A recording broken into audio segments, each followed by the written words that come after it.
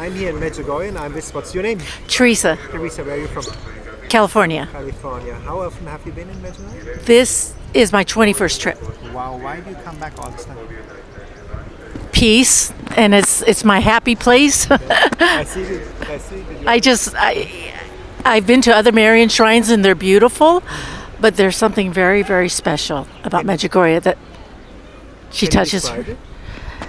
Our Lady just touches our heart. You feel you're so close to her. Almost when you land and split, it's just like she's waiting for us, and she's just hugging us and holding us and guiding us. And that's what she did on my first trip. How did that happen? When did you hear about Medjugorje? I heard about it from my aunt, who was coming when it was Yugoslavia, and I thought she was crazy. I was not really into the faith, so I thought she was crazy to go to a communist country. And it took my mom's death, sadly, for me to realize that life is short and I better do something about it. And then my aunt did go to Medjugorje and told me about it and gave me a Wayne Bible book. When I was on the airplane, a voice said to me, "Your life will never be the same." And then I came March of 1990 for the first time. And what happened when you arrived? I heard the evil one speaking to me, telling me that Mary was not here. And of course, at the time, I didn't know who it was speaking to me. I was not in the state of grace. I was married civilly, but not in a sacramental marriage. And then around the fifth day, we went to see Father Yozo. When Father Yozo prayed over me, I had a very extraordinary experience where I felt my soul left my body and I was enveloped in the most amazing light and peace. And I remember thinking to myself, is this heaven? And if this is, I will do whatever it takes to have this for all eternity. And so that was the beginning of many healings that I've received here and many blessings and graces for myself, for others. In which way healings? Can you describe the path a bit about this healing and grace? Well, yes. I mean, I was in mortal sin, and I was not married in the church. And of course, I was guided wrongly by a priest, a well-intentional priest. But I was convicted, and in my heart I was told to go see Father Bob. Father Bob Huth is a well-known Marian priest in the Bay Area, and he is the spiritual director of many prayer groups. So I went to see him, and it was the first time that a priest explained to me the church's teaching, Matthew 16:18, and whatever you bind on earth, and he explained to me the necessity of being in the state of grace. So I said to him, well then, we're going to have an annulment for my husband's marriage, so I don't want to have sex with my husband until I'm married in the church. And he said, okay. He says, he gave me good advice and his blessing. And of course, I came home and told my husband. Was not so happy. Well, he thought, he felt he was Protestant, so he felt God had already blessed our marriage because we were married by a non-denominational priest. So, but he agreed. And so for 2.5 years, we lived a celibate life. And we failed a couple times, but I went back to Father Bob, and he just kept encouraging me. I went to Our Lady of Guadalupe Shrine in 1992, and of course that had already been 2 years since we were waiting for his annulment. And then we found out that feast day of Our Lady of Guadalupe on December 12th, his annulment came through and that we could get married. And we got married on the Feast of the Holy Family that year. So it was, and He was Protestant. He's still, no, he's not Catholic. I don't know if he'll ever be Catholic. It was put on, a locutionist one time shared with me that Our Lady said that his heart would be touched through my prayers, and I've seen that now. He is what I call my practicing non-Catholic. He attends Mass with me, adoration. We pray the Rosary, the Chaplet of Divine Mercy. He's coming. So it's his journey, and I'm a control freak, so it's been hard to just let God do his thing with him. He's on his own journey, but he's a wonderful man. He's such a good man. So. And what's the favorite place for you here? You have a favorite one? That's tough. Probably Apparition Hill. Probably Apparition Hill. I love Blue Cross too, but The peaceful places. I do, yeah. And I love the silence. I have to find the silence. It's tough when you come here because there's so many pilgrims. And I'm happy that they're here because responding to Our Lady's invitation to be here. But it's a little. I love just wherever I can find the peace and quiet to pray and to be alone. And can you tell maybe what Jesus did in your life? How he changed you profoundly? Oh my gosh. I did not, my conversion and my intimacy with Jesus did not come right away. It was about a year and a half. It was Blessed Mother, Blessed Mother. And then it was like one day she said, I'm going to introduce you to my son now. And it was a great love. And she brought me to our Eucharistic Lord. And then I was on a high, a spiritual high. And I just kept coming back to Medjugorje, kept coming back and getting more healings, I would say, from my past. So I didn't live a good life. I was in mortal sin for years. Sadly, it took my mother's death to come back.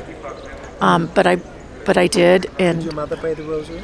yes, That's yes, why she you are did. here now. Yeah, Your mother, yeah, like me, yes, mother, grandmother. yeah, family life. yeah. And there are a lot of people that think God the Father is an angry old man with a white beard who wants to put us to hell, and he's not. How is God the Father for you? Oh my gosh, she's so loving. I say that little prayer to God the Father every morning. I just love him. He's and it's the Trinity is truly a mystery because it's, for me, I have a strong devotion to the two hearts. And matter of fact, that's an apostolate I made the 2-heart prayer booklet, and it's a fruit of Medjugorje, and that's gone out all over the world. And but Jesus brought me to the Father, and he's so kind, he's so gentle. And it's something you just have to experience. You can't give it to other people. You have to experience it. Yeah. Did you have kind of a rebirth in the spirit moment in your life? Not that I can think of offhand. It's a gentle way, step by step. It's just a lot of healings through confession. People just have a hard time going to confession. For me, it never was. Tell them why they don't have to have fear. It's such healing. It really is a great healing, and it's so powerful that to go to confession. And the more often we go, the more we see those little black spots and things that we say, things that I think that are not pleasing to God. I have a short temper. I can easily say it's from my father and his mother, but no, it's something I have to work on. And it's so easy here because we feel so protected here. And we get the graces to want to go to confession, want to go to Mass, want to pray. Maybe it's good, to tell people also you can offer masses for your ancestors, no? Oh, I do, all the time. I have Masses said for the Holy Souls all the time. I have strong devotion to the Holy Souls. And you see that it works, no? That something changes, no? And we have Masses said for our family, the living and the dead, all the time. That's so efficacious. It helps, no? Oh, yes. And what would you tell people why to come to Medjugorje at the end? Because it's the most peaceful place on earth.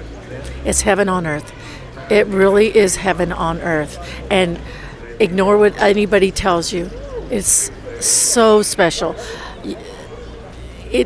Our Lady is here welcoming us with her open arms, and she is so loving and merciful, and she will guide us. She guides us, and she speaks to our heart, and she encourages us. And when we fall, she's right there to pick us up and bring us to confession.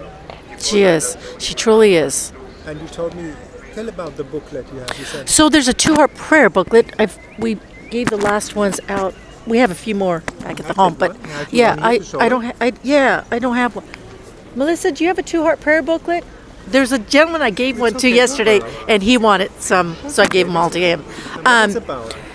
It's everything Catholic. It's very Orthodox. It has everything from examination of conscience based on the Catechism of the Catholic Church. It's apologetics. It's got paragraphs of each sacrament that was instituted by Jesus. A lot of Protestants think we made up the sacraments, but we did not. It's all in sacred scripture.